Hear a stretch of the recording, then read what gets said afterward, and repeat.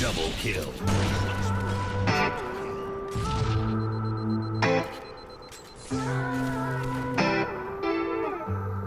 Well, Jeff Steitzer, it is an honor to actually get to meet you, not quite face to face, but internet screen to face. It's very nice to meet you too, Jackson. I guess I should say it's more surreal to meet your voice, because your kind of ominous voice in the sky has been the thing that's embedded itself into my childhood more than anything. No, absolutely. It's interesting. Some years ago, long before people really had a chance to see me, I think it might have been around the time that a friend of mine was we were at another friend's house, and her nephew was there, and her nephew said, Jeff, do you mind if I make a little video with you? And it was like, I don't care. So we went ahead and we made a video, and he posted it online, and the next day, 100,000 people had seen it. And it was like, what? Yeah. And there was one response. Some person had responded, I thought I was a big black dude. I didn't know he looked like that. Yeah. Old, balding, and chubby. Yeah, that's me. So. Well, see, it's so funny. It's so funny you mentioned that, because that is the video the only time I saw your face ever. I remember when my best friend, who we grew up playing Halo together, he was like, have you seen what that guy looks like? Like, he's actually he's got a video. You can see him. He's just some guy. Like, I don't know what it is. It's just, you've got this deep, booming voice. So it's just, the voice of God is the perfect name for it, because it's one of those things where I cannot envision what you look like, and anything that I see is going to be wrong. It's like, no, that's not him. That doesn't look right. Very cool. Yeah, I mean, it's one of those. I've been blessed, cursed with this voice since my voice broke, and not only have I had, a fairly deep voice back when it was weird when I was in school, just a kid. So doing that voice, there were a few adjustments that we made, and sort of we had to add the attitude and everything like that. But it was very much within my easy wheelhouse. Yeah. So, yeah. And most of my audience is going to be people who have played Halo, but for the few people who are just watching this who know me and out of curiosity, if you wouldn't mind kind of giving a demonstration of what that voice we're talking about sounds like. Absolutely. I'm the guy who, when you're playing the multiplayer version of the game, you hear a lot saying stuff like double kill, triple kill, overkill, unfrickin' believable. Stuff like that. See, even now I'm looking at you saying it, and I'm like, it seems like it should be disconnected from any kind of person. It just feels... well, I'll close my eyes and do it. Yeah, if you can cover yourself. I don't know if that'll help, but yeah. Yeah. I'm curious, though, when I was talking, I did an interview with Marty about a year ago, and he mentioned to me that originally you were cast as Master Chief, which I never knew. What? He said that? He said that? I think so. I think that's what he said to me. Interesting. Well, I don't know if it was obviously never official. He denied it to me. He's gaslighting you about it. Yes, because that had been my understanding. Okay, I'm going to tell you my side of the story. Here's how it went.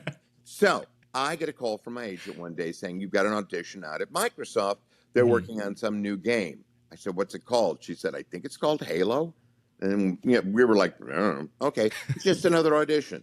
So I went out there, and every guy who auditioned, all we had to read was like, a bit of Master Chief and an alien. I remember doing an alien, and the women all read Cortana. And it was like the entire voiceover population of Seattle, because Marty, when he was in Chicago, had been fortunate enough to work with all the amazing actors who lived there. So when he got to Seattle, he'd heard that we had a similar wonderful acting pool and decided he wanted to see as many of us as he could. So we all went in and did that. And I get a phone call then after the audition from my agent saying, one other thing. At the end of both auditions, regardless of gender, we had to scream like we were being, destroyed. And I know in my heart of hearts that somewhere on Combat Evolved, you can hear me screaming. But, I was never somewhere hidden amongst all of the all cacophony the of sounds. And, with people, one of those is me. So I, as you do, you go and you do the audition. It's like, is that it? And they're like, yep, we got it. And it's like, okay, thanks. And you figure 99.9 times out of 100, you're never going to hear another word. But in fact, shortly thereafter, I get a call from my agent saying, hey, they want you to be the Master Chief in the game. And it's kind of like, okay. I mean, again, nobody knows what the game is. Yeah. So time passes. Everybody I know is going in and recording. I keep hearing from them. It's like, yeah, I went in and recorded my stuff for Halo. Finally called Jen Taylor, who I know and have known for years. And I said, have you been in? And she said, oh, yeah, I finished like a couple of weeks ago. And I thought, uh-oh. So I called my agent and I said, would you do me a favor and check and find out what's going on? Because, everybody I know has already been in. And am I still doing this? So she said, I'm on it. She went away, came back. She said, okay, I've got good news and I've got bad news. The bad news is that Marty decided that because he and you and he had never worked together before, he was a little bit nervous about that. So he decided to go with somebody he had worked with before, who turned out to be Steve. And I was like, oh okay. Because, that happens. And she said, but they still want you in the game. And I went, oh, yeah? What do they want me to do? And she said, the announcer. And it's like, the announcer?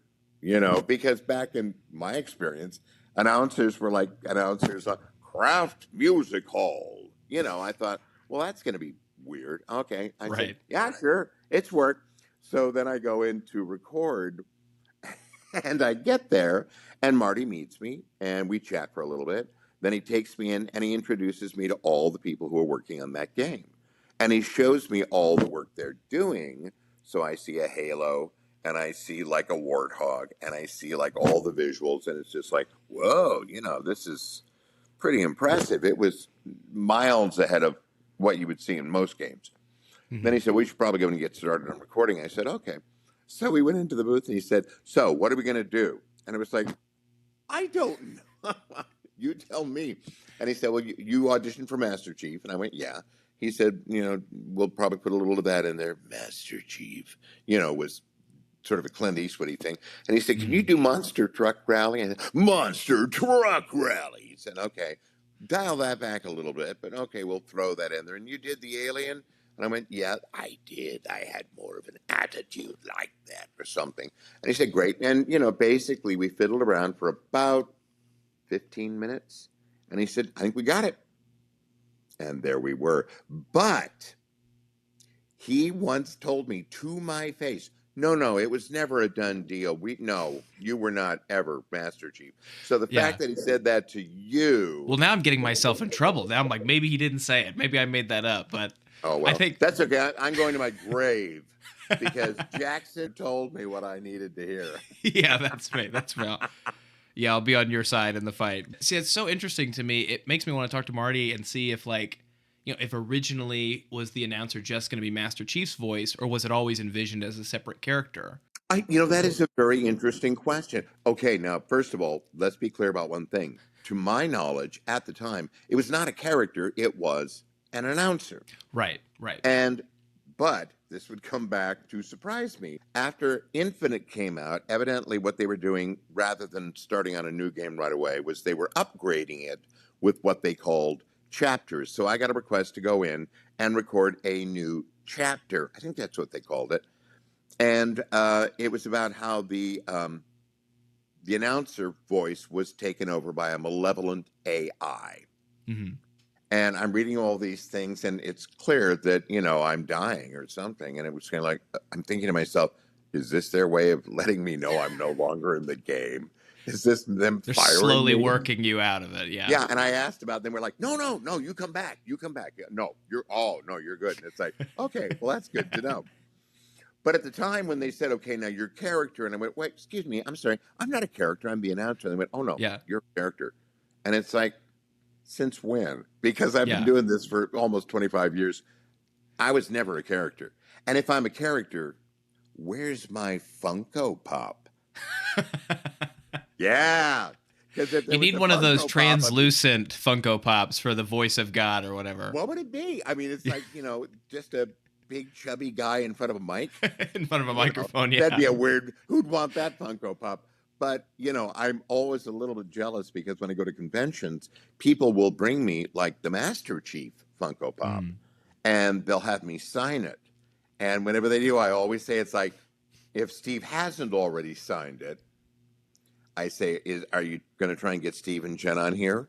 Because if so, I will write my name smaller. I want to make sure I don't use up all the real estate on this Funko Pop. And more Right. often than not, they sort of sheepishly go, well, yeah, if they ever come through. And it's like, it's not a problem. I'll do it. It's funny, just this is a random thing, but actually the day I met Steve and Jen in person was in Albuquerque back in January. And it happened to be, I live in Texas, and it happened to be I drove all the way to Albuquerque to go meet them. And it was the same Wow. day that you were in, I think, San Antonio at some convention in January. Yes, that is correct. I just thought, what are the odds? He's like right next to me the day I drive all the way to Albuquerque. Well, you'll love this. I'm going to be in Albuquerque this January. Oh, well, there you go. I'm there this year. I'll just have to make an annual trip to Albuquerque every year. Yeah, you never know who's going to turn up. One of these days, it'll be Keith David, Yeah. and then maybe Marty in person. Have you met Yeah. Marty in person?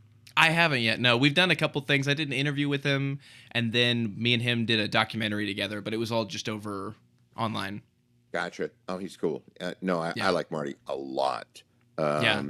Well, why wouldn't I? I mean, after all, he sort of, cast me in a role that will be, if I'm remembered for anything, it's going to be this. So, Right. Well, I wanted to ask you about that. I wanted to ask, like, at what point did you realize not just Halo, but that your voice specifically, this non-character voice, had become so incredibly iconic? Like, when did that hit you? Didn't know for years. We did the first recording session, to go back to that. And at the end of it, we did it. I seem to remember I went in like 4 days in a row because I remember at the end of it, I'd chosen this fucking voice to do. And I had not been thinking that I might have to do it for a long time or for years.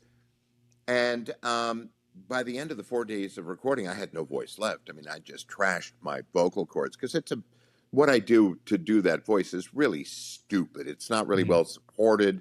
It's on my cords in the back of my throat. It was just dumb, but it sounded cool. So it's like, sure, Wasn't future-proof, yeah. Yeah, and I was younger then, so it's kind of like I always bounce back. So what can be wrong there? So when we were done with the recording, they said, okay, I think we've got it. And I said, nothing, you don't need anything else? And we're like, no. And it's like, oh, okay, because I, like being in the booth. So I left and I didn't think a thing about it. Mm-hmm. The game comes out. I wasn't aware of that. I didn't know. The game turns into this monster hit. Nobody told me. So it's kind of like I was sort of blithely going along my way doing theater, which is primarily what I've done all my career. And then a couple of years later, I get a phone call saying, hey, Jeff, remember that from my agent? Jeff, remember that game you did, Halo? And I went, yeah, of course. And she said, well, they're going to do a sequel and they want you back. It's like, really? Cool. And I said something along the lines of, so I guess it did pretty well, huh? And she went, I don't know. That's how in touch my agent was. And I was. So I went in and I recorded again. Everybody seemed happy to see me. And again, Marty was there waiting, and I got to go through and I got to re-meet all the people and went back into the booth where a good friend of mine who's married to an actress I had directed was doing the engineering again. So everything was super. Finished that, and the game comes out, and I see in the New York Times that it's made $175 million in the first day alone in the U.S. Now, I know this game is going all over the world, so I'm thinking, holy cow. But even then, the game is a huge hit, but nobody knows who I am, and I'm not being trotted out for events or anything like that. It's like, I just go my way. I don't ever sort of think with most of my work, it's like, how is this going to help me in the future? It's just kind of like, well, that was fun. And I've been lucky enough to keep working, so I never had to worry about it. So what happens is a couple of years after that, I decided I was going to put that in my bio, that I did that voice. And I think really when it all started to kind of go a little wacky was when that video that the nephew of my friend posted, and it got all these views, because until then, nobody knew who I was. And so I'd done lots and lots of other things, but, as I say, that's the thing that people will remember me for. And then I started, every once in a while, I would be somewhere. I remember one day, this was really wild because I didn't understand at that point what was going on, or the fact that I had been in people's lives since they were children. I didn't think about that. I was standing in line at a grocery store getting my groceries checked out. And the person who was checking it out, who was a younger guy, said, "Excuse me, are you a voice actor?" And I said, "Yeah." And he said, "Do you do a game?" And I said, "You mean Halo?" "Yeah, I do that game, double kill, triple kill." And he started to shake. I mean, just vibrate in front of me. And I thought he was going to pass out. And it was kind of like, you know, hey, it's okay, you know, but I did not understand what the game meant to people. Mhm. And I'm still often absolutely blown away by how impactful it was. I didn't know. Mhm. Generally, that's the weird thing about if you're on stage, right? You go out for your curtain call. You don't see the audience generally. You can barely see them because the Mhm. lights are in your eyes. But you can hear what they think of the work you've done, right? Mhm. Well, with voice acting, not only do they not generally know what you look like, but you don't get any feedback from people Mhm. unless you happen to bump into them in real life, which started happening more. And then a couple of years ago, I was having coffee with Jen Taylor because we live in Seattle. And as I say, have known each other. And she says, "Do you do conventions?" And I said, "No." I said, "I'd love to, but I tried to get involved with them earlier." I'd happened to mention to a friend of mine who is GLaDOS in the game Portal. Oh, wow, yeah. Yeah, she's a great, great friend, and her husband is. And I've directed them both in plays Mhm. and stuff because I do a lot of that. And that didn't go anywhere. So I sort of let it go. And like everything else, I just didn't push. And she said, "Well, I'd be happy to put you in touch with my agents." It was a company called Celebworks. And I said, "Okay, sure." Thinking, well, we'll see what happens. They got right back in touch, of course. And they said, Mhm. "We'd love to represent you. We want to send you out soon." And they did. And I've been with them. So now, after 3 years plus, I have met lots of fans, Mhm. and it is overwhelming. It's extraordinary. I mean, I just it's the most incredible thing that's ever happened to me. I've never been able to Mhm. sort of have that experience, and happily now I'm having it all the time. Yeah, so it's completely shifted your experience of working in Halo. Do you feel like now that you're on Celebworks, people have not only seen that video, but you've done several interviews since then, like your anonymity has gone away, like people recognize you more in public, or no? They do, yeah. In fact, I live in this little tiny suburb north of Seattle, just a little bit south of Everett, and I walk around and stuff, and people will, say, "Excuse me, are you the voice of Halo?" And I'll go, "Yes, I am."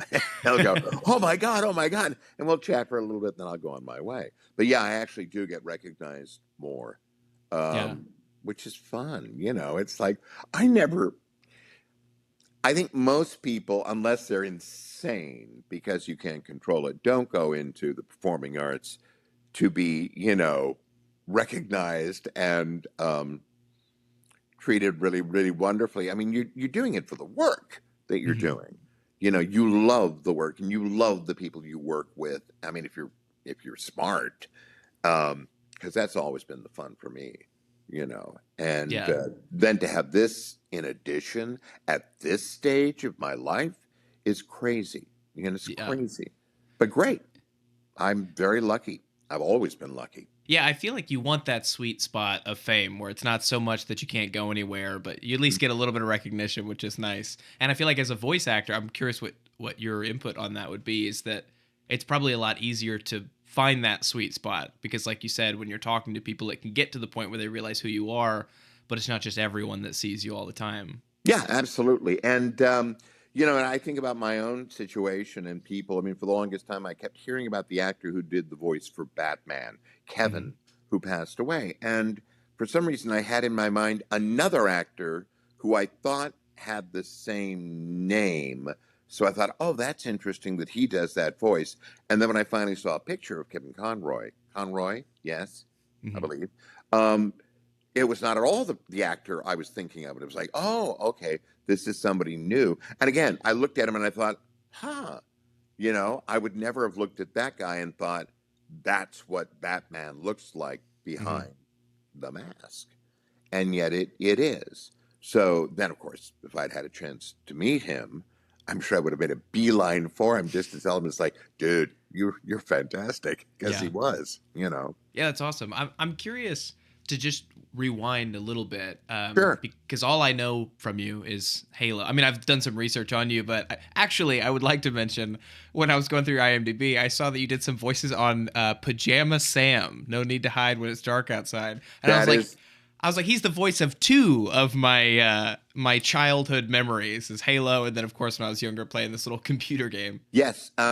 Well, I'd been doing computer games Hmm. before I got involved in Halo. The way it all came about was I went, once again, I got an audition to go to back in the day, we're in the last century.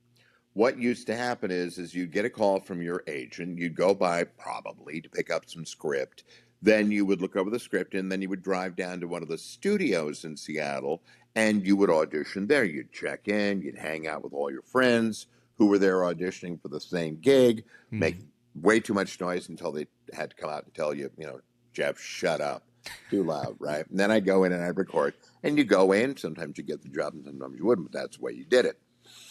So I got an audition for a game called Phantasmagoria. And it was like, oh, this is really interesting. Huh, okay.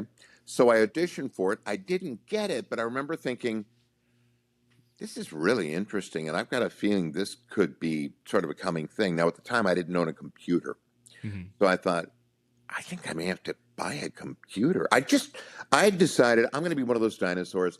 That's the line I will not cross. I'm never going to be savvy with that stuff.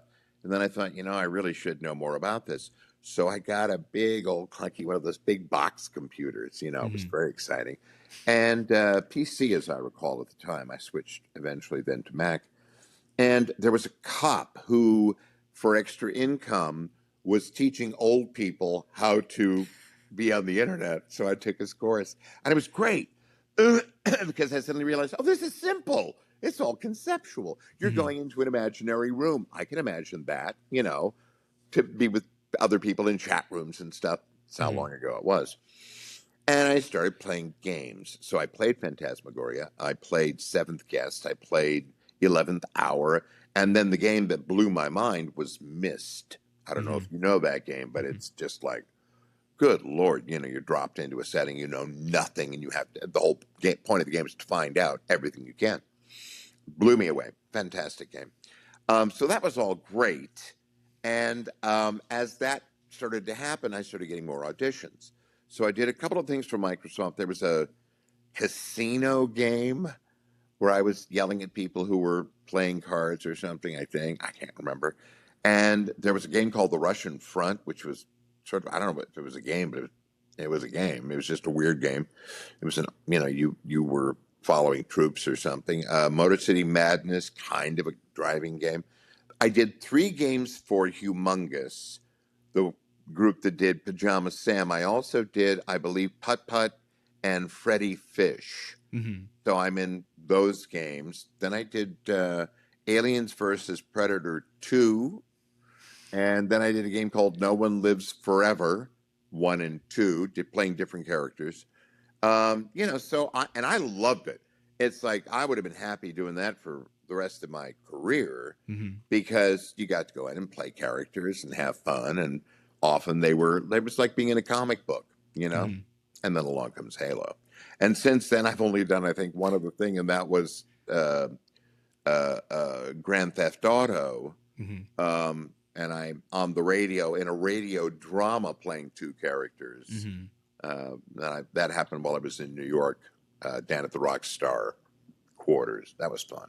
Yeah, it's cool how layered that is. I heard you talk about that on another interview, and when you're playing Grand Theft Auto, it's something that you don't even. It's just there's so much in that world, and you could just listen to all these different radio stations, and they just have things playing all the time, including Yeah. which I've never even found your radio play in all the times I played it. But now it's fascinating. I wanted to go back a little bit even more to when you started acting. I was curious Sure. what got you into acting, and then voice acting in particular. Well, what got me into acting was I was the first of 5 kids that my folks had, so I was, ridiculously spoiled. And I loved hanging around older people. That's been the case all my life because they were more interesting than the kids, and you felt cool to be included. Mhm. And I used to love TV. I would get up in the morning and I would watch, just the snow Mhm. until a test pattern came on. This is the way it was in the old days on TV. The test pattern would come on, and I would watch the test pattern for like another half hour. And then eventually they would have like the farm report or something. I was Mhm. raised both in California and Iowa. And then the cartoons would start. Well, I love cartoons. I thought they were great. And one of the first things I did was I would try and do the voices I heard in the cartoons Mhm. to amuse myself and my friends.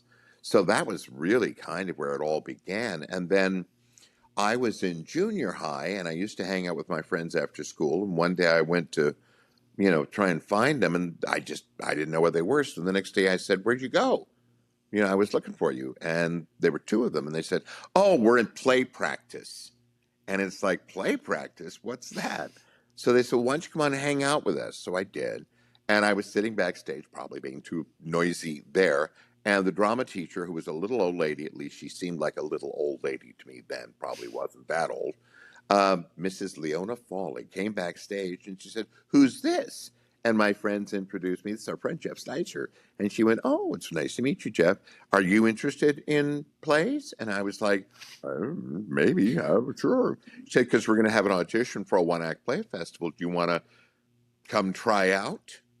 I don't think she said audition. I think she said try out. And I said, "Okay." So I did, and I got cast.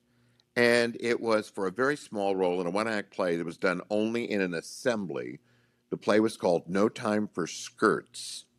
And it was the story about a bunch of young people who were trying to decide, one of them, whether she was going to go to prom, and eventually she does.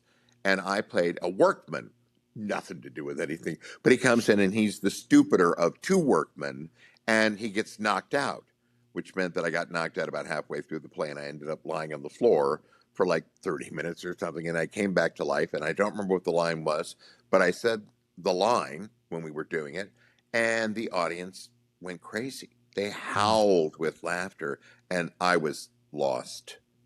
It was just like, "Oh, fuck yeah, this is what I want." And so when the next play came up, I auditioned, got the lead. It was a full length play. And then I went to high school, got the lead in the first play I auditioned for. And I'm thinking, yeah, this is working. I love it. And that's how it all began. So then I, am doing theater through junior high, through high school, through college.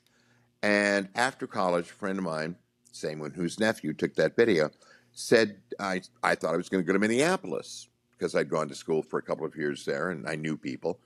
And my friend said, "Oh, come visit me first in Seattle." So I was like, "Okay."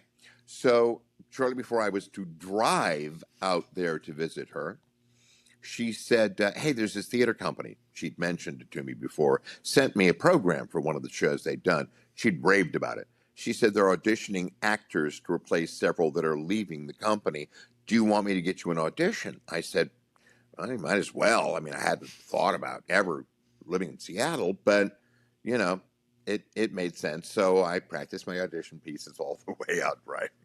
And doing those things, and got to Seattle. Went in. It was very an unusual situation. The theater was on the 3rd floor in a building that was in no way designed to be a theater. It was just a big open room. Met the artistic director. Had a big mustache. His hair was down to his shoulders, and it was in a ponytail that day. And he had me do all my stuff. He said, "Okay, well, come back and meet the company next week, and you'll do all of this again." It was like, "Oh, okay." So I did, and they asked me to join as a company member, which was great. During the course of the first year, which ended up being the last year of the ensemble, I mean, the theater continued for many years afterwards, but having a group of actors permanently attached to it, disappeared after a year. But while we were doing it, there were these people who showed up. And there was a guy who came and saw me and then asked if I would do a commercial for him. He said, "Can you do Orson Welles?" And I said, "Maybe." And he said, "Okay, it's good enough for him." So I went in. Now, back in those days, it's not digital, it's all analog. So it's a 60-second commercial. We had to come in at 57 seconds exactly. So here I am trying to do not an easy impersonation, and it's either a little bit too long or a little bit too short. So we did it. And something I thought I'd just go in and breeze through took 4 hours, which is what they had contracted me for. And I thought, I don't ever want to do that again. But then shortly thereafter, there was another fellow who loved our company, and he hired us to do very funny commercials. He was a wonderful writer. Mhm. And then the engineer he worked with started recommending me to people. And before I knew it, I had a voiceover career. This is years before I had an agent, you know. But I was going in and doing stuff and getting accounts. There was a local Subaru dealership that used me for all their commercials. And I thought, great, super, supplementing, you know, the primary focus, which was the stage. But that's how I got into it. No plan. Pretty much like my entire career, no plan. It's just, I knew I liked acting, and I just wanted to keep doing it as long as I could. Yeah. And, you know, this past August, I celebrated 50 years of doing it professionally. That's So awesome. it's like, yeah, it's cool. Yeah. Yeah, it's almost the more romantic story. You kind of fell into it like falling in love. You just kind of keep going, and these opportunities and doors open, and that's really cool to hear. Yeah, and especially just thinking of like all of these different games that you told me about that you're going through, and it's like, you know, you never know when you're doing it what thing's gonna catch. No And that out idea. of all this random thing, you know, it could have just as easily been Pajama Sam or whatever. Like that's the thing you're known for, but because Yeah. Halo catches, and specifically your voice. Luckily, you were more than just a scream in the background, Jeff. You got to be the announcer. I'm glad it was more than a scream. Yeah, yeah, that's pretty cool. I'm curious what has been your coolest interaction, or the your favorite interaction as a voice actor, like working in the field. Well, the thing about doing voice work is that you don't always work with other actors. Hmm. There was a guy in Seattle, producer, who very unusually, in my experience, would bring in like 6 or 7 actors, and we'd be in a couple of booths, Hmm. and we'd be doing the commercials, often with a certain amount of improvisation, all at the same time. That didn't happen very often. In fact, it was very much the exception rather than the rule. Every once in a while, you do a patch with somebody. So, you know, I might be in a studio here. The people who were doing the commercial were in LA, and the scene partner was in another city in California. And, you know, we'd do that. But it was often just you alone in a booth. Hmm. So, in that respect, um, you know, it wasn't a party, you know, it was sort of a job, but it was always a job I liked to do Hmm. because, you know, I'm quite good at sight reading, Hmm. and I'd done a little bit of prep, but I like to go in there and, you know, see what happened. And I was happy to try things. And if somebody said, great, now let's turn that on its head, and instead of being kind of wheedling, be a little bit more bombastic and, you know, demanding. And it's like, okay, you know, Yeah, it was playing, you know, playing for which you got paid, yeah. usually better than I was getting paid to be on stage Hmm. by a lot often, you Yeah. know, So which is great. who's been your favorite person to work with? Then might be a better question. Um, well, again, I tend to work with engineers, Hmm. you know. I certainly enjoyed um, the engineer I worked with for the first several games when Bungie was still in charge. He left with Bungie to go do Destiny, was a guy named Jay Wineland. And I Hmm. always loved working with Jay just because, you know, I sort of knew him outside of the game because I had directed his wife, Heather, in a show, and she was a kick. You know, a Hmm. lovely actress, had a great time. He was a, you know, terrific guy, and I loved working with him. Um, Very often, when I would after we did start working with 343, what was kind of fun about that was I would be in the booth and there'd be an engineer and there might be a room of people. There were always more people for 343, because a lot of people like to sit in and watch the sausage being made, I guess. Mm-hmm. But what was great was you'd get a bunch of lines and you'd come to something like Cheney Mania, and everybody in the room, you could hear them laughing. Mm-hmm. And it's like, well, that was fun. I always enjoyed that. I like to make people laugh. And for those of us who don't know, that was for when you would kill one of your other teammates, right? One of your other teammates. Yeah. That was the idea. Never ended up in the game. Mm-hmm. Because it makes sense. I mean, at the time I was like, hey, that was a great line.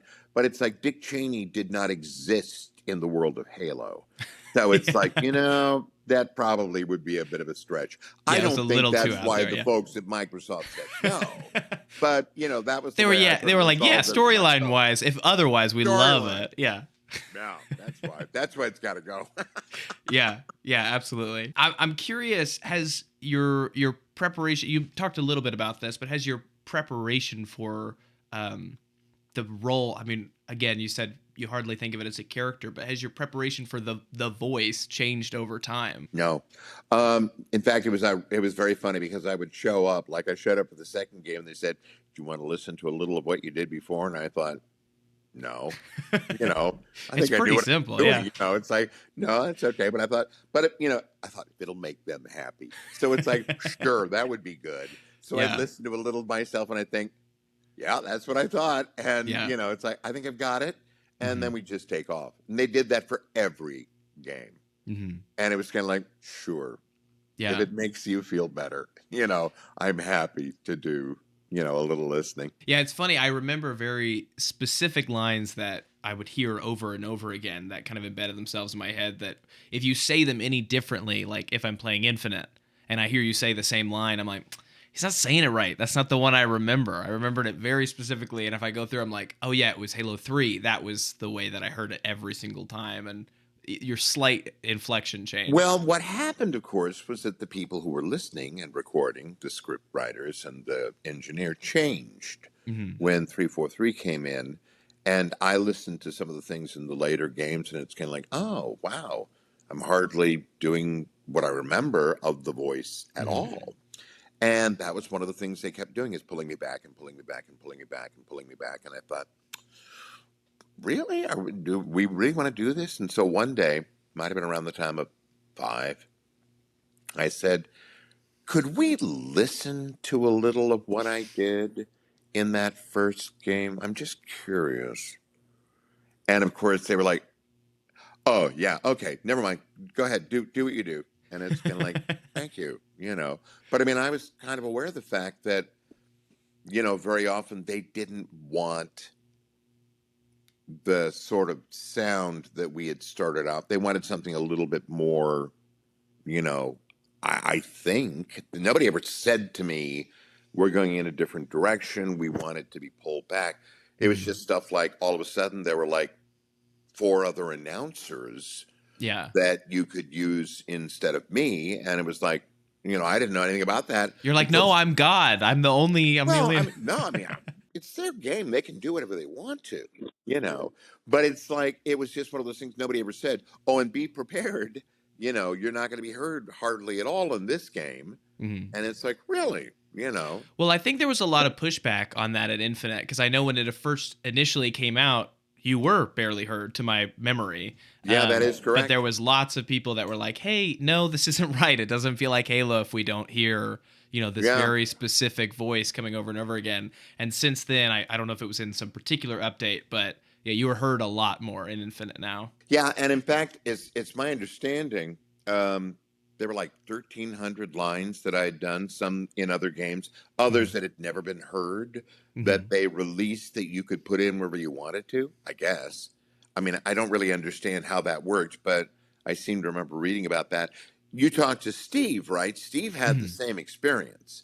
When he was doing the game after 3, he thought he was done.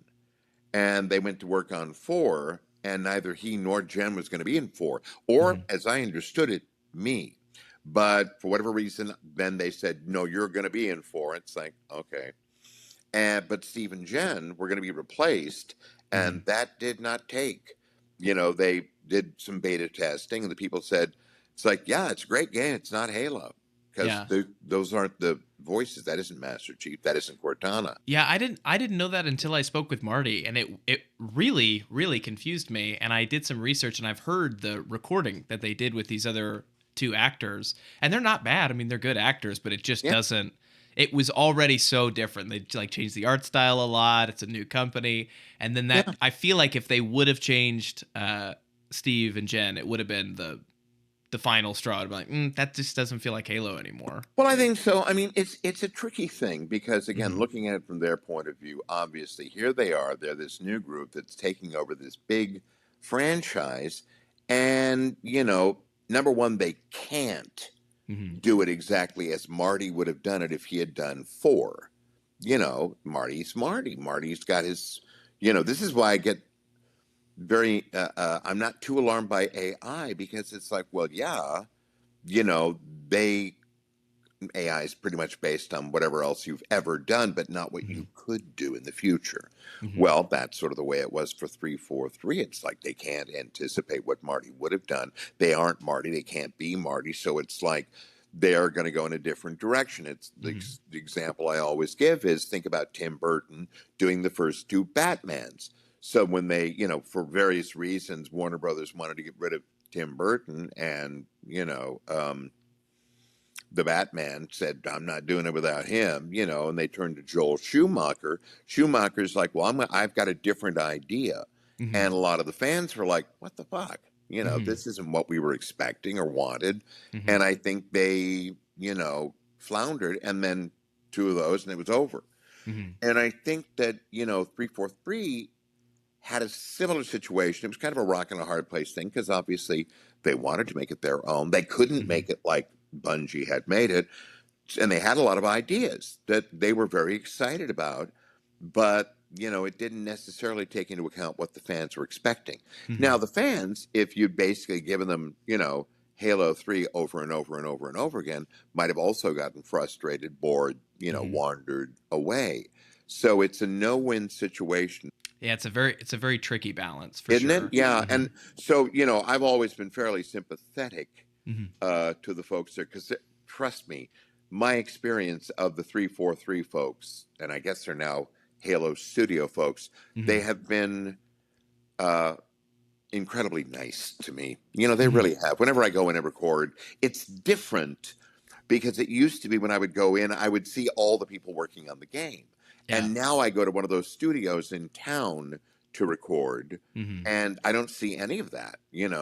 So I feel a little bit more separated from the game, but the people I do interact with are without exception, Right. you know, fabulous people. I think the Batman example you give is really good. I made a video not too long ago called I think it was called something about 343 is 343 fan fiction kind of thing, and where I tried to dive into that and say like, Oh, listen, I interesting. don't think fan fiction is a bad thing. That's not a derogatory term for me. I like Yeah. good fan fiction is great. There's so many people like I didn't end up putting this in the video, but for a long time, this ended up on the cutting room floor. But for a long time, my example was Psycho and Psycho 2, because Oh, I yeah. I love Psycho 2. It's great, and to me, it feels like a great continuation of that. But it's written by a different guy. It's Yeah. written, way later, but it has the And same it's not actors. directed by Alfred Hitchcock.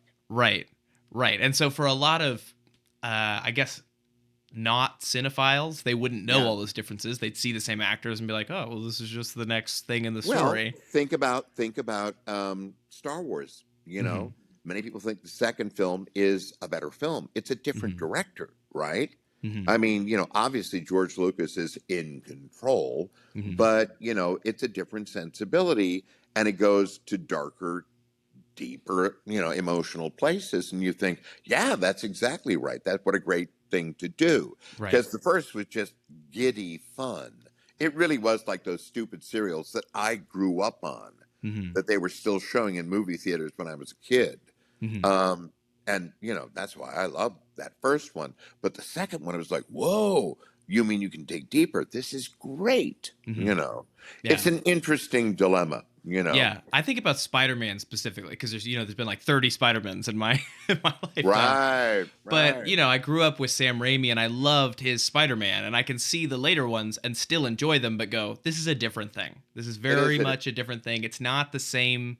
It's the same character spiritually, but it's not really the same character. And I see that with the Master Chief of the later games and the earlier games. I can enjoy him in his own way, but they were doing their own thing. And like you said, they didn't want to try to just copy exactly what came before. And there's a certain uh testicular fortitude to that, going out on your own like that when there's an That's a IP very that's good so way to put popular. it. Well, look at the TV show. I mean, it was very much the same thing. It's like, Hmm. basically, sure, they're going to have Chief, they're going to have Cortana, they're going to have Halsey, but then they wanted to have a whole lot of other new people as well. Hmm. And I think for a lot of people watching the show, it's kind of like, where's Chief? Yeah. No, he's taking his mask off. Oh, no, no. And the problem with it was so weird that would come out like a year after The Mandalorian. And Hmm. it's kind of like, well, look, he didn't have to take his mask off and it was fine, you know? And it's like the problem is that as everybody who plays the game knows, when you're playing the game, you are Master Chief. Hmm. He is your avatar. So it's kind of like when somebody takes their mask off and it's like this good-looking young guy. It's like, well, fuck, that's not me. That's not You know, me. Yeah. ah, now it's no fun. Yeah, So yeah, yeah, absolutely. it becomes a bit of an issue. Yeah. Well, I want to get back a little bit before we end up here talking about, we talked a lot about the process of getting the job and recording, and you did mention how you've gotten more into conventions in the last couple of years, and changed your experience with Halo. I'm curious what has been, if not one particular, some of the best moments from getting to know the Halo community more intimately that way. Well, I'll tell you one thing. It just blew me away. I was in Phoenix, if I'm not mistaken, and it was everything was going well. We were seeing a lot of people, and there was this one fellow who walked up, Native American kid, and youngish, and he said, "I just have to tell you that when I was growing up, I was abused. Mhm. It was horrible, and the only way I could get away from it would be to go to my bedroom, lock myself in, and play Halo. And I heard your voice, and you kept me alive." And you hear that, and it's just like, again, I never ever considered the consequences of the work that we were doing. Mhm. That for many people, and it was not just him, but it was certainly him. And I remember saying, it's like, you're not still at home? He said, oh no, when I was 16, I left. And it was like, okay, good. Mhm. And he asked if he could hug me. And I said, of course. Yeah. That's the sort of thing you rarely have the experience of, that something you've done has that kind of emotional impact. And from Mhm. that point on, it was like, okay, this is not just a case of me being told how wonderful I am by a lot of people. This is a real glimpse into the childhoods of so many of these fans Mhm. who love this game. And in trying to think of something comparable for myself, again, I'm a visitor from another century, is sort of the way I describe myself, because I was born in 1951. I was there when Disneyland was started. I was living in Southern California. I was there within the first couple of years of its being open. I used to love everything Disney, and the impact that had on me has continued to this day. Those, Mhm. the OG Disney films and all that kind of stuff when he was still alive. It's extraordinary. And it's like our game has done that for a lot of people. It is a part of their lives, and not a small part, a Mhm. big part. So, the realization that that is the case has been gratifying, but also very humbling. I say that all the time, but it's really, really true, Yeah. because I've not had that experience anywhere else in anything else I've done. I've acted in, dozens and dozens and dozens of plays. I've been on Broadway. I've done film and TV and commercials and audiobooks and all kind. Nothing is like this Yeah. in terms of what it's meant to people. It's Yeah. extraordinary. That's really meaningful. It really makes me think of like how the film industry started kind of growing out of the Depression era Oh when, yeah, times are the absolute worst, and how as human beings we just cling to story so much and how important that is to us. yeah. And yeah, like I don't know. You're saying that, and I'm just thinking of all the people that I know who've clung to Halo and other things like it, and like you said, as an actor, you're just kind of doing your job. You go in there and you do your job, but you have no idea the maybe it's a silly phrase to use, but kind of the magic that's involved in what you're doing that goes beyond you, and how deeply it touches people that you will probably never know. Yeah. Well, I'm sure Marty must have told you that when he was working on Combat Evolved, which did he tell you it was not originally called Combat Evolved? I don't know. I knew that from research. I don't know if he told me or not. Yeah, it was originally just Halo, and then marketing decided it, nobody's going to know what this is, so they added that, Mm, much to his chagrin. Although he also admitted that later it was like, that was probably a good idea. People yeah. would know what the game was all about. But I think he said something like if it sold 60,000 copies, he thought it would be a success. Mm, I mean, that's how little they expected that it would do. yeah. And of course, it's like, multiply that by like, 1,000. Well, yeah, I believe Halo 2 was at the time, like set the record for the biggest opening of any kind of media, like movie or anything Yeah. when the game came out. Yeah. It's crazy. It is absolutely crazy. Hmm. I think, it's wonderful, but it's amazing. And again, it's the thing that I've only had a slight sense of this, but one of the things that makes the fans so extraordinary is, are they're there for the long haul. You know what I mean? They love the Hmm. game. And there's so many people who say, I still play it every week, Wednesday nights. My friends and I get online and we play the game, and I go, that's incredible. We used to do that with Pinochle, you know, Yeah. again. But yeah, it's very, Yeah. very cool. So I have two short questions for you last. Sure. And of course I say short, but maybe I'm dropping a bomb on you. But I want to say, looking back on your life, what do you wish people would take away from your work? Well, the only thing I would say about my work, there's no way to, I mean, I can think of the things that were, that I really, really felt rewarded by. Hmm. And I've been lucky enough to have enough of those experiences that I can point to them and go, that was special. Hmm. That was special. Certainly this is special. But the other thing is, when I'm asked to give advice to people, life advice, I always say, enjoy every damned minute of the work that you do. And if you don't love the work that you do, try and find different work. Hmm. Figure out what you would love doing and do that, because then you're going to have a great time for your entire life. Hmm. Sorry about that. Oh, No, you're good. can you see who it is? Oh my gosh. Yeah. Yeah. I have to let her know that I can't do this right now, sweetie. What a great little cameo at the end of this interview. Totally. But yeah, that's what it is. Is like, the thing that I would say is that I have loved doing, almost without exception. I mean, sometimes Hmm. they've been more fraught than other times as a director. There have been Yeah. shows that were like really hard to get to the finish line, but I love what I do. I've always loved what I've done. It has been a party. It's been pure pleasure. It has been so, fabulous. And I'm just somebody who loves to laugh and have a good time.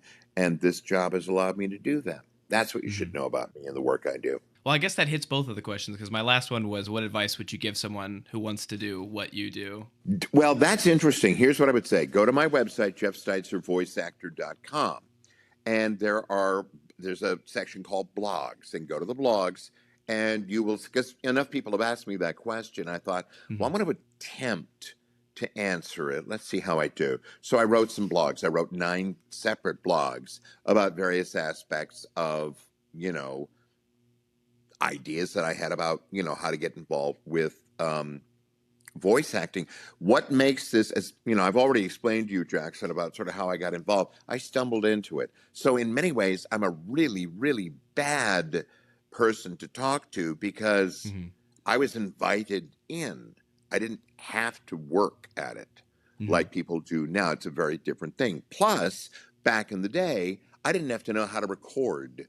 I didn't have to know how to engineer things.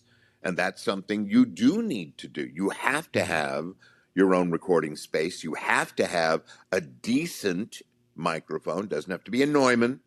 It just needs to be one that makes you sound as much like you and as good as you can. Mhm.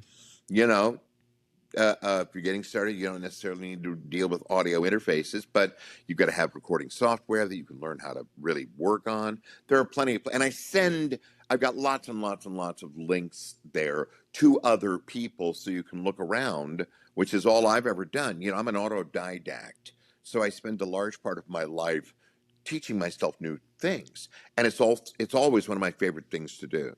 So, for instance, when I got involved, and decided I took a class on recording audiobooks from a guy named Mhm. David H. Lawrence the 17th. Who's quite a character, but I really enjoyed the class. And he talks about what equipment to get. I got that equipment and how to set yourself up so that you had a good space to record in. And I worked on that. I've just been teaching myself all of that stuff. I still take classes Mhm. online. Um, Again, because I love it. I love to do it. So that's what I would say to people is check out what I've got on my website. Mhm. And there's even a contact me form there if you want to continue the conversation. I figure it is, I enjoy having conversations with people, you Yeah. know. I like to talk to people. If I can be useful, I'm happy to, because I was so lucky. I had a great experience. I was doing The Fugitive, the reboot that they did on TV with Tim Mhm. Daly and Michael T. Williamson. And I was with Michael T. Williamson, who was the Tommy Lee Jones character, who was chasing Tim Daly, who was the Harrison Ford character. And I was part of the task force that was like the Joe Liano, that wonderful actor. All those people. I was one of those guys in the thing. And on the very first day of filming, we were doing a scene in an office with a big table around and stuff. And the director said, "Okay, Jeff, stand to the right of Michael T." And Michael T said, "Oh, I think he ought to be on the left, shouldn't he?" And the director was like, "Oh, okay, oh, good point. Yeah, okay." So I went to the left, and he turned to me and he whispered, he said, "That way, see where the camera is? They can't cut you out of the picture. You'll be in the." And I was blown away. Mhm. It's like, what? And on the final day of shooting, we were waiting for the final shot, and I said, "Michael D, I have to tell you something." And I explained, how much I'd been impressed by that incredible act of generosity, because he Mhm. didn't have to worry about me, but Yeah. he did. And he said, "We're the good guys. That's what we do for each other." And I Mhm. thought, okay, that's a life lesson I'm not going to forget. Yeah. So it's like, yeah, people helped me in so many instances. Why would I not try and help other people? Yeah, and I appreciate that a lot. I appreciate this interview first of all, and just your engagement in the community as a whole has been really really cool to see. That the same would go for Marty and Steve and Jen as well. Absolutely. Cool to see people who I didn't have a face to the name for so much of my childhood as all these people who grew up with Halo getting to engage with them in a very real and tangible way. Yeah. So thank you to you guys for that. Of course. Of course. All right, well, thank you again so much. I really appreciate you coming on the channel. Thank you so much, Jackson. I've had a great time. All right, we'll see you. This is Steve Downs, the voice of Master Chief, Spartan 117. Thank you for finishing this video on the meaning in between. Subscribe to The Meaning in Between.